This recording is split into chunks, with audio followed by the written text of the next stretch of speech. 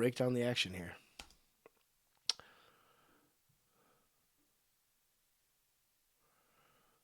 We have, show us your hands.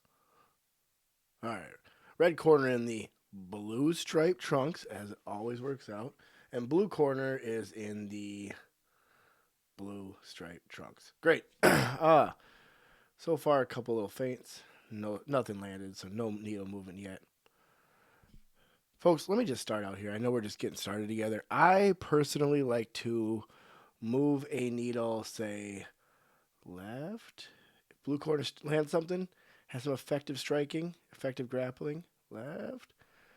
Red corner retaliates or gets his own series going, right.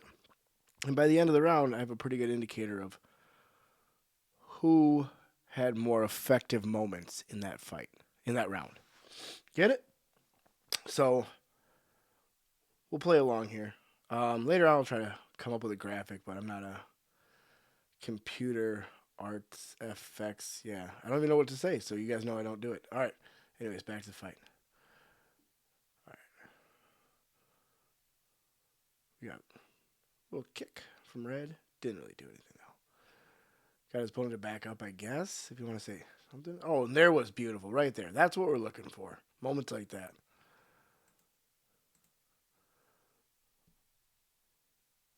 Blue corner is putting himself in a good position, throwing out the jabs, reading his opponent, and decides to go for an overhand right here. And just his red corner just moves out of the way, just gets out of the way, blocks it. And blue was setting up this whole time a takedown. See that? That's effective. Boom. So that's effective striking and setting up effective grappling. Now the takedown is not established yet, so I'm not going to score yet for effective grappling. It's a beautiful setup, but we'll see what we can do from here. And against the cage, with the cage supporting the fighter, it does become a trickier game in the grappling department to get your opponent onto his back. However, through sheer will and brute strength and determination, blue corner hoists up his opponent by the hips and sets him down into close guard. Red corner reverses into an armbar. Now this is, as we saw in the previous round when you watched it and scored it, this is quite the setup, quite the reversal here. And it's hard to see how threatened this arm is unless you're this judge here. He's got the best view in the house, and his score by the end of this round may be different than the other judges who see a posterior viewpoint. All right, so he puts his arm down. But we notice right here, this leg is atop the head. And if you've been educating yourself in jiu-jitsu, you'll see all the time that this leg needs to be around the head to secure the armbar. This leg doesn't always need to be around the waist. It does help, but this leg has to be around the head, which shows our educated judges and referees and all of people cage side that the threat of the armbar isn't there. But it's still a good reversal for positions, which essentially negates blue corner had the strike, the takedown. Red corner has reversed it, so he's back, earned himself some way back to neutral. If he would have threatened that armbar, we could have even said maybe he's winning a little bit. If the round was for some reason end just now. Now, Red has somehow found a way to lose that position. Let's look at that again. I'm not going to really say that this is so much blue corner effectively grappling his way out of it, so much as red corner is looking for something new to try, and he messed up. But we'll see what they can do with this. because they're essentially in a sprawl, neutral position. That was a good attempt at a peek out. Failed. Now that's good, smart hips for blue corner.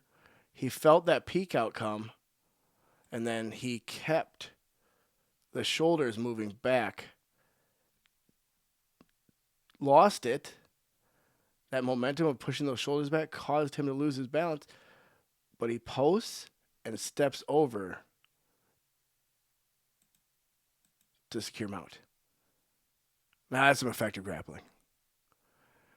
Not enough to maybe move my needle. Much more than just a tiny bit. Maybe not even at all. But once anything is done with this position, then I'm going to start moving that needle. You get what I'm saying here?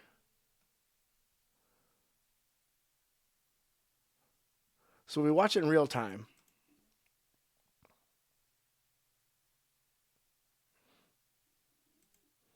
We go from a sprawl, 60-40, say position, 60% chance this guy wins, 40% chance that this guy will win. And we land right here.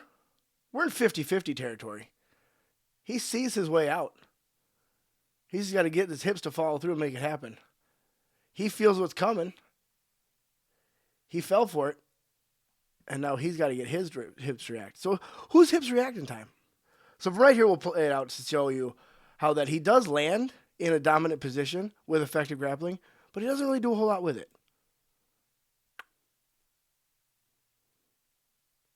Scramble, scramble, scramble. Gets to a back control. Punch, punch, punch. There it is. Punch, punch, punch.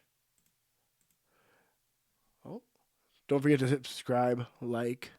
Hit subscribe so you can get all these educational tools, and you can even argue back with me. I suggest not using your real name if you're a licensed official, I am Official X on YouTube for now. So let's watch these punches. Punch. Again, this judge doesn't even have a good view of it. If Judge 1 is down here, Judge 2 is down here, Judge 3 is here, only she has a good view of it. The coach kind of has a good view of it. He could be lying. He's not going to tell the truth. So who knows how effective. That could have been right on the nose. Or it could have been right on the hand. We don't know.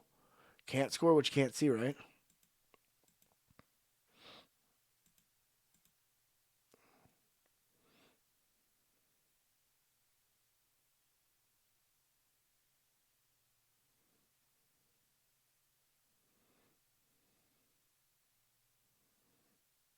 But I will say it was a hit. So I'm going to give it something. I'm going to give it a little something. All that good effective grappling, and he lands a strong punch to something. I'm going to give him something. It's getting harder for Red Corner to fight his way back to neutral or a win.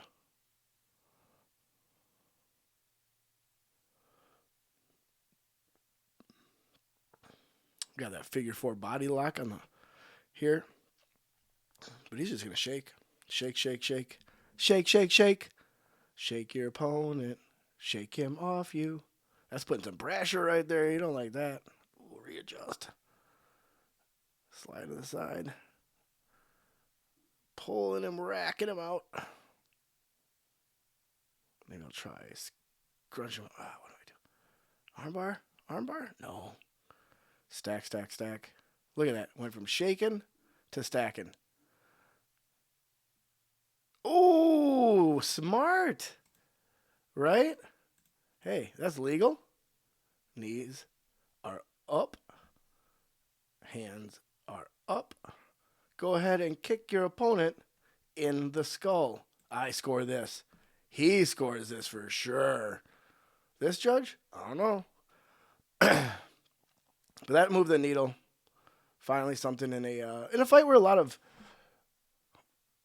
position fighting has been going on, but not a lot of effective fighting has been going on.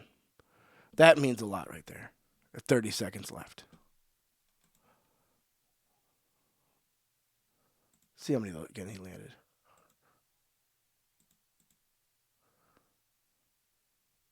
1, 2, maybe a little third one in there. 2.5.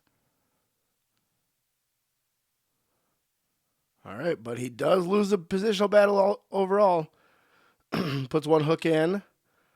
Now what is he going to do? One good punch. Move that needle. Hooks in. Move that needle. One good punch. Move that needle.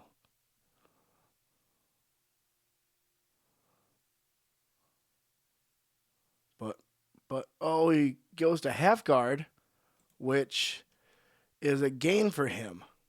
I'd much rather be in half guard. Much rather be in half guard than one hook in and the guy's on my back. Amazing how he kept him from hitting him the whole time. Well, except for that one punch. End of the round. So, you see how we got here?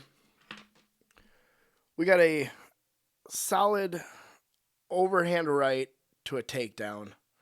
Scramble to an advantageous position with what initially appeared to maybe be the threat of an armbar. So it's hard to score anything for Red other than getting a little bit of grappling there. And the rest of the the rest of the round was a positional battle, which was fun to watch. But